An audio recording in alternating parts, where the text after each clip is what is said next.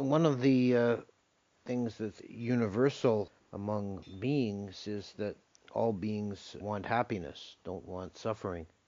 This is a formula that the Dalai Lama uses. It's worth looking at what is meant by happiness and different kinds of happiness and how we go about finding happiness. There are a few different words in Pali that in different contexts are used to translate happiness or joy.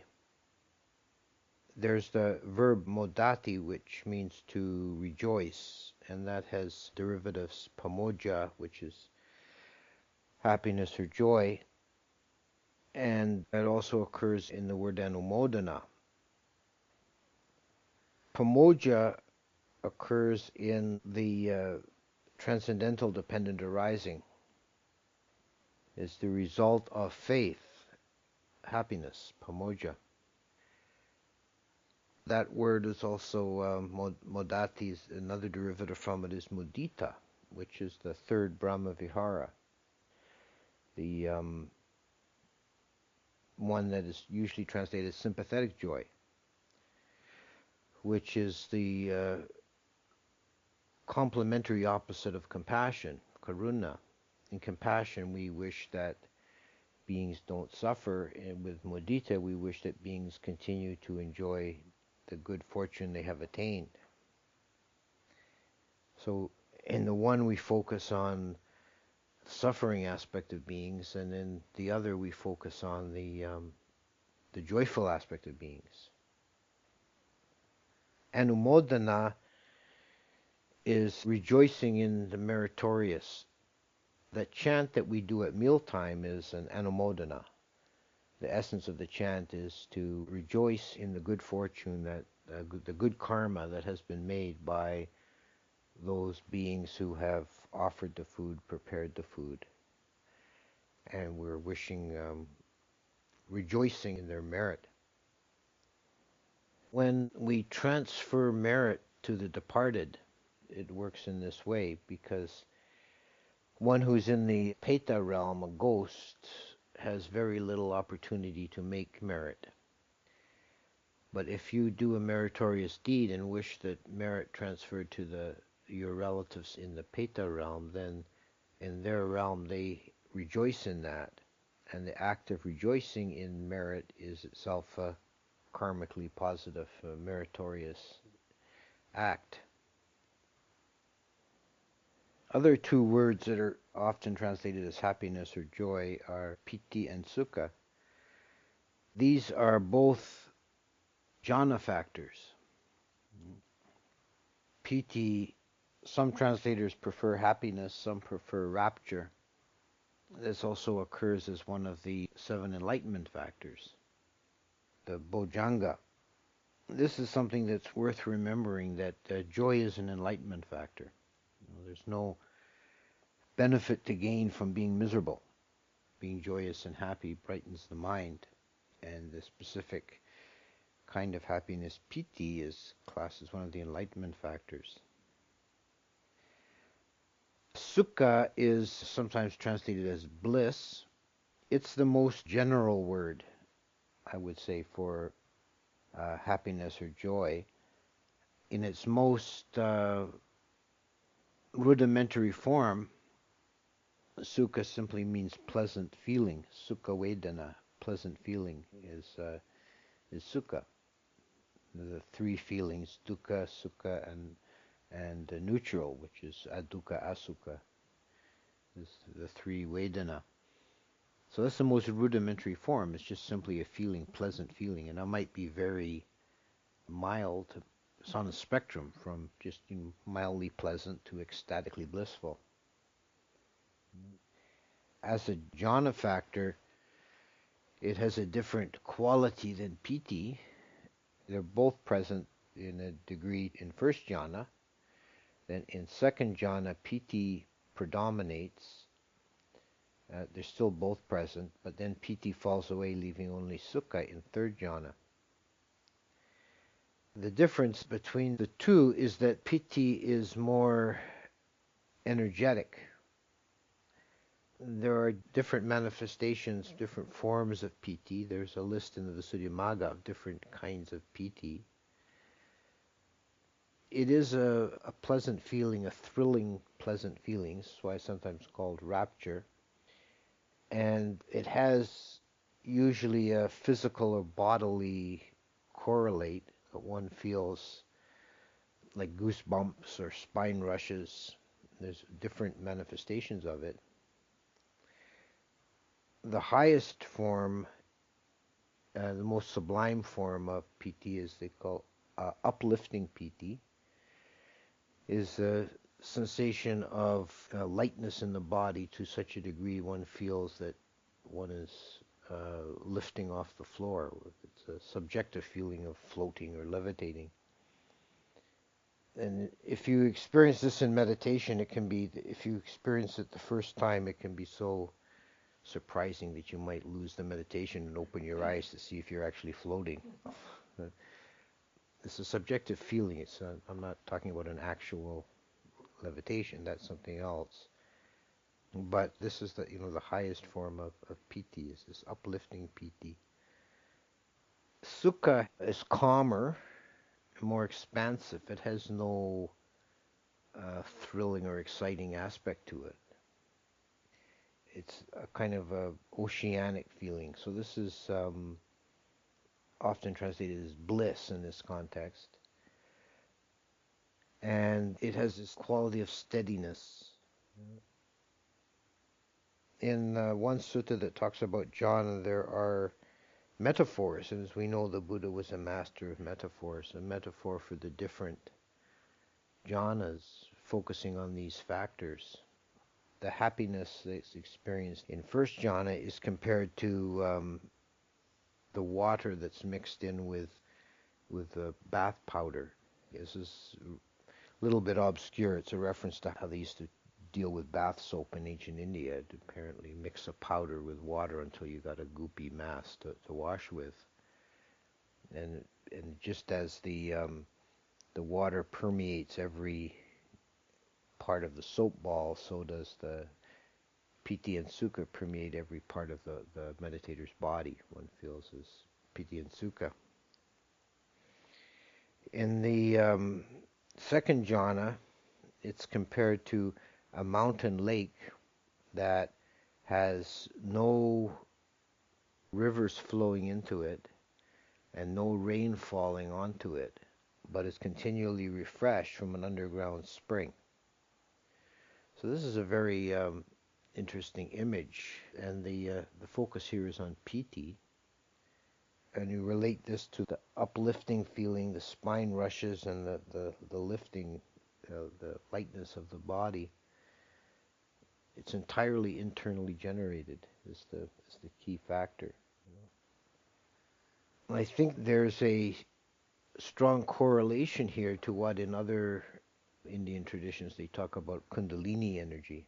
I think is that piti is a correlate of that there's this internally generated kind of yogic energy or blissful sensation in the body that's internally generated. In third jhana, the piti falls away and the meditator is experiencing sukha. And the metaphor here is a lotus growing in a pond and not breaking the surface. So some lotuses break the surface and some don't. This one doesn't break the surface, so it's completely immersed from root to petal entirely in water, just as the meditator is entirely submerged in sukha. It's kind of important that these first three, all three of them use water as a part of the metaphor. The water permeating every particle of the soap ball, water uprushing in the mountain lake, and the lotus immersed entirely in water. And you notice that in the second jhana, the water is in motion, it's uprushing. And in the third jhana, it's still. The lotus is immersed in still water in a pond. By nature, it's not moving. It's not like a river. It's still pond. The fourth jhana is based on the quality of equanimity, upekkha, and this is the only one that doesn't use water. The image here is of a man covered in a very light cotton cloth from head to toe. And the cloth is so light that it adheres, clings to his body, and covers every inch of his body. The being is completely immersed in the equanimity and the upekkha. There's also an analogy for second and third jhana with the appropriate Brahma gods. The second jhana level Brahma gods are called the Abhisara beings, and they're said to continually cry out, Aho Sukho, oh the bliss. And this is said to be the most beautiful sound in the universe, hearing these choruses of Brahmas crying out, Aho Sukho. One of the characteristics of all Brahmas is a radiance, that they shine. And the radiance of Abhisara Brahmas flickers like a torch. There's the Subhakina Brahmas, third level, third jhana Brahmas. They don't cry out, they're silent. This is said to be the supreme happiness or the supreme bliss in all the universe, is that experienced by Subhakina Brahmas. And their radiance does not flicker like a torch, but is continuous and steady. So all the fireworks is in the second Brahma level, in Piti, second jhana, and one is beyond that with third jhana. In one of the chants, one of the Parita chants, there's a line that says, may all beings enjoy the threefold bliss. And this refers to the bliss or the happiness, sukha, the word used is sukha. This refers to the happiness experienced from senses, the happiness experienced from jhana, and the supreme happiness of nibbana, which is the happiness beyond happiness. This is the threefold bliss, the threefold sukha. We could say that sukha in and of itself is always a good thing. It's always a positive factor. It's not the highest factor. In a kind of a hierarchy of states, upekkha, equanimity, is considered superior to sukha. It's the fourth jhana is beyond sukha, is based on upekkha. And also in the vipassana path, when one gets to the stage of equanimity about formations, this is the highest point one can reach by striving. It's the jumping off place for awakening, when one has a profound equanimity. But sukha, or happiness, is a positive. It's a significant detail one can get from study of the Abhidhamma, is correlating the feeling tone with the various mental states and factors. And this is something that Abhidhamma is well known for, is the various kind of tables of correlation. And any mental state that is associated with unhappiness, unpleasantness, domanassa, is always unskillful. Happiness can occur with skillful or unskillful states, but there's no skillful state that is associated with unhappiness. So there's no benefit to be gained from unhappiness. Some people take that kind of in the wrong way. The point is not to punish yourself. Some people are just gluttons for punishment, and they use it as just another stick to beat themselves with. Oh, well, I'm unhappy, I must be a bad person. That's not the meaning of it.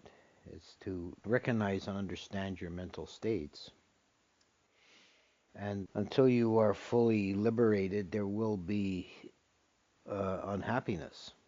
And it's not to say that unhappiness is generating any bad karma. It's a resultant of bad karma. But the way to use that teaching skillfully is to recognize it when it occurs and not to let yourself validate it and wallow in it. Recognize, oh, this is unhappiness. This is not a good thing. I don't need to be here. So the first kind of happiness, and the one that is most sought after generally in the world, is the happiness based on the senses. Any experience of pleasant objects through the senses is a result of good karma. This is how karma works. A skillful action done in the past will yield pleasant results in the future. Unskillful act in the past will lead to unpleasant results in the future. So there's nothing ethically either good or bad about pleasant sense experience. It's a resultant. It's just as it is. The danger, and the Buddha talked about sense pleasures in terms of gratification and danger. There's the gratification. There is a happiness that comes from pleasant sense objects, pleasant sight, sounds, tastes, touches. That there is a pleasantness. That's the reward. That's the satisfaction. But the danger is that one craves them and acts in unskillful ways to acquire them or keep them. There's one sutta that lists a long list of dangers that are associated with sense pleasures. And seeking out sense pleasures, beings create crimes and robberies, and then they're captured by the king and tortured and impaled on stakes. Having acquired sense pleasures, one then feels obligated to protect them from rain and fire and greedy relatives and kings. Robbers, greedy relatives, and kings. so, so when you have more worldly goods, you have more security issues, in modern parlance. You have more problems defending, protecting what you've got.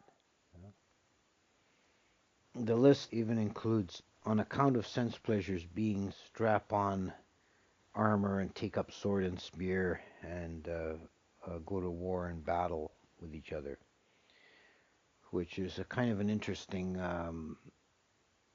addition to the list. It's like the Buddha's speaking about a kind of economic basis of warfare. The reason beings go to war is not sort of honor or glory. It's sort of acquiring sense pleasure. Take over the oasis from the other tribe or so on. And the satisfaction that comes from happiness from sense pleasures is limited in that, in the first place, it's dependent. It's dependent on external objects. One must have the access to the desired objects of the sense in order to experience the happiness, the pleasure. So it's dependent. So in some way or another, it's going to take effort to acquire and keep. And it's unreliable and uncertain in that even one acquires the desired object, it's subject to loss in various ways, and all conditioned things are impermanent, so eventually there will be a separation from it. And separation from the desired is one of the causes of unhappiness. There was I can't remember who it was. It was one of the royal women, a princess or a queen, who, in dialogue with the Buddha, mentioned how much she enjoyed her children, and she said, I wish I could have like 1,000 children. And the Buddha thought, this was a really foolish sort of desire. And he said, how many children every day in this city die from disease or want or whatever? And she says, well, there's always it's a big city. There's always some death in the city. So if you had 1,000 children, you'd be constantly mourning the death of one or the other of them. So the more you have pleasant desired objects, the more you're going to experience loss. Superior to the pleasures of the senses is the happiness found internally from the jhanas, as they are internally generated. They're not dependent on external objects, and they're not without falling away or loss, but they can be very much longer lasting and persisting. There's a sutta where the Buddha encounters a naked ascetic who's practicing various kinds of self-torture. This was one of the things that was done in ancient India, and still actually is today, the self-mortification. And this particular fellow was practicing standing practice, never sitting down or lying. And he had like a lot of these ascetics. They never cut their hair. He had really long, shaggy hair. And at night, when he was time to sleep, he would take his hair and tie it in the branch of a tree so that he wouldn't fall down while he slept. so, so the Buddha said, "What is the result of this constant standing practice?" And he said, "Terrible aching, racking pains in my entire body, constantly, continually." And the Buddha said, "What's the point of that?" He says, "Because this is burning up all of my old bad karma." The way that they understood karma to work, as the Buddha then critiques him in various ways, that he's actually making more bad karma by causing himself to suffer. It's not doing any good. And the Buddha then talks about his own practice, which includes the jhanas. And this fellow then scoffs and he says, "Are you telling me that happiness comes from happiness? When happiness only comes from pain."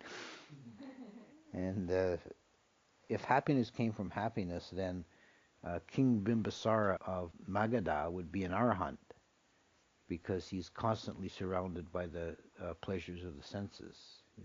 Bimbisara was the king of Magadha, and he was a good, noble king, but he has also had a reputation for sensuality, a big harem and lots of soft cushions, and all this Indian opulence and luxury. And the Buddha said, "Can King Bimbisara sit without moving, wrapped in the highest bliss, continually for 14 days at a time? Because I can do that." This is the pleasure of the jhana transcends even this kind of proverbial, the highest, the most happiest, pleasant physical sense pleasure existence in of the time was Bimbisara. He would be sort of the model of it. It doesn't get any better than Bimbisara for ancient India. And the Buddha is saying, well, he can't. His happiness pales. In terms of enjoyment of sense pleasures, another issue is that they're insatiable, that there's no possibility of satisfying sense desire. And there's a Jataka story that illustrates this.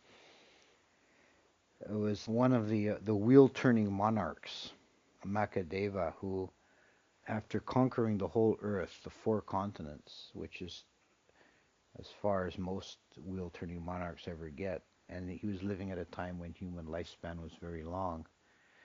He was enjoying this pleasures of ruling the world for several thousand years. Then he became dissatisfied, and he asked one of his counselors, "Is there any place better than the earth for sense pleasures?" And he said, "Yes, there's the realm of the 4 great kings on the slopes of Sinnaru." So he says, "Right, saddle up, boys," and got the army going, and they swarmed up the side of Sinnaru. Wheel-turning monarchs, a characteristic of them is that they conquer without shedding blood. Everywhere they go, this wheel appears in the sky, and the enemies fall down prostrate in awe of the wheel. They submit to the will of the king. So the 4 great kings surrendered their kingdom to this wheel-turning monarch, and he sat on the throne in the realm of the 4 great kings. And then he ruled there for several thousand years. Then he grew dissatisfied again, and he asked, well, where is there even higher sense pleasures than this? And they told him Tawatingsa heaven at the top of the mountain. So he goes up there with his army and his wheel, and Saka, the king of the gods, gives him half of Tawatingsa to rule. And half the deities are now under his power. So he rules side by side with Saka for several thousand years, and he grows dissatisfied again, and he hatches a plot to kill Saka and take over the whole works. And as soon as he has this evil thought, he loses all his power and glory, and he falls to the earth. And he's lying there dying in the garden of the palace, and they ask him if he has any last words to pass on to the people, and he says, yes, I've conquered the whole world and ruled in heaven, and still I was not satisfied. Truly, sense pleasures are without satisfaction. And this story is used to illustrate the impossibility of satisfying sense pleasures. Whatever you get, you're going to want more. What's just out of reach seems like the most tantalizing, most wonderful thing, that I'll be so happy if I just get that. And then you get it, you're happy for a little while, and then you feel dissatisfied, you want something else. And even if you could take over the whole earth, all the four continents and the realms of the gods, you would still not be satisfied. So there's no peace, no possibility of completion or satisfaction within the sense desire realm. And the happiness, it is real happiness there, but it's fleeting and it's impermanent, and it doesn't satisfy the mind. The experience of the jhanas, one is then, for the time being, while one is in that state, one has transcended the sense sphere. So there's a greater peace and satisfaction. And there isn't this longing, nagging for the next thing. That's why the five hindrances that prevent the mind from coming into deep samadhi pretty well revolve around, one way or the other, revolve around sense, addiction to the sense sphere. Sense desire is one of them, and ill will is another, and worry, uddhacca kukkacca, is worry. These are all having to do with the objects of the senses. And when the five hindrances are not present, then the mind is naturally gravitates towards the samadhi and jhana. But it's a removal from the sense desire realm. That's the critical thing. You know, people think there's no way I could give up my pleasant sense experiences. This comes largely from not being able to imagine or having experienced anything else. When you were a little child, you probably had a favorite toy, and you couldn't imagine living without it. You know, your stuffed bunny or your red truck. You know, there's no way could possibly live for a day without this. I mean, now you can't even remember it, or you certainly don't want it, or could spend hours playing with it. But at that moment, at that time, you couldn't imagine being separated from it. You couldn't imagine how terrible, horrible life would be if you lost your fluffy bunny. That would just be unbearable. One of the Buddha's strongest analogies for sense pleasures is the leper in the marketplace. He's talking about, he says, monks, you've seen this leper that sits in the marketplace begging. He's covered in sores, weeping sores, and he has a little brazier of hot coals that he keeps beside him. And every now and again, with a pair of tongs, he'll take out one of these red hot coals and press it into one of his open sores. And this gives him temporary relief. It cauterizes the wound and stops the oozing, and feels momentarily better. He said, do you think if that leper could be miraculously cured and walk away clean and whole, do you think he would even once reminisce and miss the pleasure he got from his hot coals? Would he be nostalgic about his hot coals? He says this is like sense pleasures. The weeping sores are like the sense organs, and the hot coals are like the desired objects that we use to momentarily solve the aching of the sense organs for desires for pleasure. And if we could get beyond sensuality, we would not for one moment be nostalgic about it, because we'd have gone to something superior. Yeah. But the pleasures of the jhana realms are superior to that of the sense desire realm, but are themselves impermanent and subject to falling away and not perfect. Yeah? So there's the third of the threefold bliss is the bliss beyond bliss. It's not even really proper to call it bliss. It's beyond that altogether is the realization of nibbana. That's the only safe, secure refuge of all beings, the realization of the unconditioned. It's getting beyond all of it, getting beyond the formless form and sense objects. This constitutes a threefold bliss. And I think it's important, for practice, for daily life and understanding, to have a proper understanding and attitude towards this idea of the gratification, danger, and escape inherent in sense pleasures.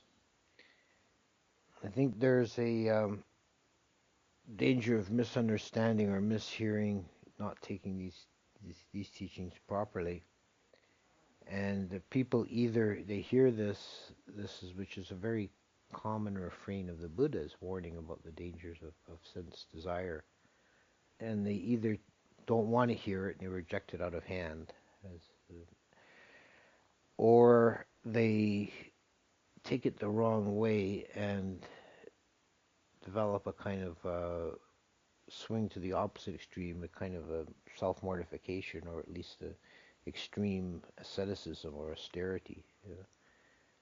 It's important to understand that sense pleasure in itself is not ethically wrong. And the Buddha would sometimes use the phrase, and when talking to lay people, go ahead, enjoy, when he's finished the discourse, and this person's leaving, he says, go good man and enjoy lawful sense pleasures. As long as the sense pleasures are obtained in a way that's not contrary to the precepts, they're not in themselves ethically wrong. But to understand the limitation of them, the danger inherent in them, and to see it, and the nuances in sense pleasure is also something I think that's evident in the cosmological picture of the various sensual heavens, the sagas. The bottom ones is sort of like the lowest sensual heavens are sort of like party around the clock. It's like the sort of the things you would imagine as being pleasant on earth, but multiplied endlessly. But then it gets more and more refined and subtle as you go, until the highest sense desire realms is like just appreciation of beauty. And then it's less of a stretch to go then from that state to the Brahma gods that are beyond sensuality, that don't take any pleasure, don't seek out pleasure or experience pleasure through the senses, but internally generated. And I think you see this with any kind of ordinary human sense pleasures, that there are gradations, there's subtleties. Food is a good example. There's different ways of enjoying food, and food is certainly a sense pleasure. The two sort of extremes or sort of categories of indulging sense pleasures in food is, gluttony and the connoisseur, right? It's like either just consuming mass quantities. The fattier, the sweeter, the greasier, the better. Just you know, consuming mass quantities. That's one end of it. The other end is being a connoisseur of fine tastes and flavors and so on. This is like a different level of sensuality. It's usually with things like music too. So many different styles of music, and some styles of music appeal to a kind of more animal nature, like the rhythm, the beat, and the predominant characteristic. And then you have more refined melodic sorts of music until you get to some of the classical music, like particularly Bach, where it's almost transcending sensuality. It becomes like a mental, intellectual game to try and follow the complex counterpoints in the rhythm and the melody. And this corresponds to the different levels of the heavens. That there's the sense pleasure gets gradually refined until it refines itself out of existence. You get beyond sensuality.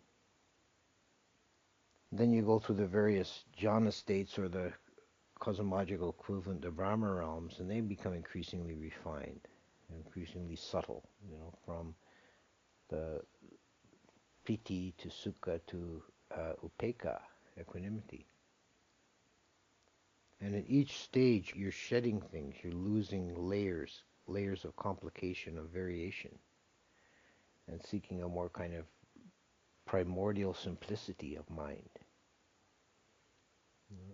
And the happiness becomes more profound, more real, more long-lasting, until you transcend even the idea of happiness and the happiness beyond happiness, and realize the unconditioned. That any of this is, you transcend all of it, even the most subtle, most refined.